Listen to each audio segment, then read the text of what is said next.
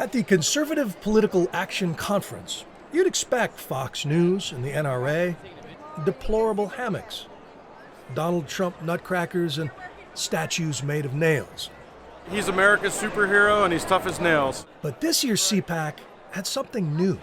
So do you consider yourself sort of a Republican Greta? No.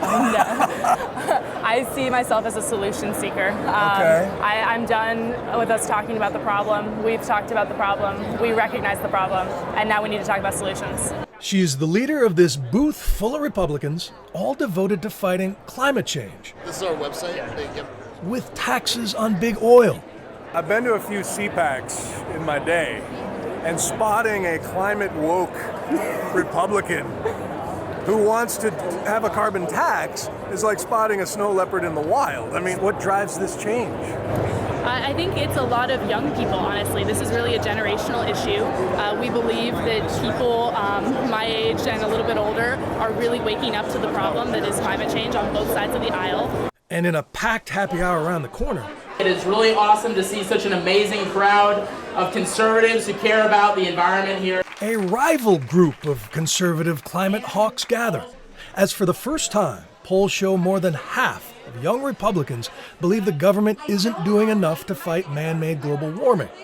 But as more of them agree with Greta that our house is on fire, new debates are breaking out over the best way to put it out. I think she's incredible for someone her age to be speaking up and shifting the course of global history. Benji Backer grew up knocking on doors for John McCain and Mitt Romney as a kid, and in college created the American Conservation Coalition. Do you support President Trump? I don't support President Trump's approach to the environment so far.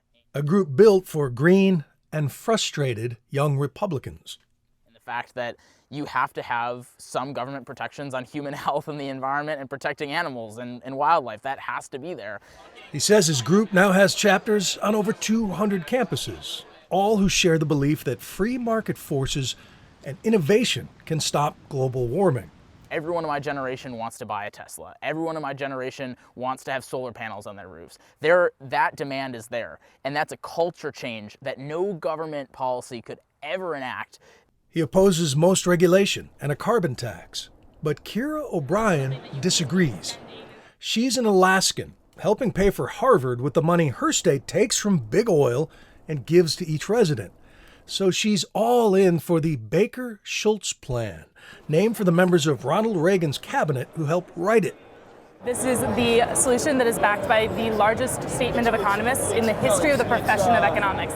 It would tax carbon and divvy it up among Americans. The average family would get about $2,000 a year to start, but both tax and dividend would ramp up until fossil fuel goes the way of the dinosaurs. I would love for President Trump to sign a plan just like this. You think he will? I think he could. Really? Yeah. But if he wins again, what does that do for the climate, do you think, based on his attitudes historically? I mean, attitudes can change in the future. We're betting on it with the Republican Party as a whole. I see no reason why President Trump couldn't change his mind as well. Bill Weir, CNN, Washington.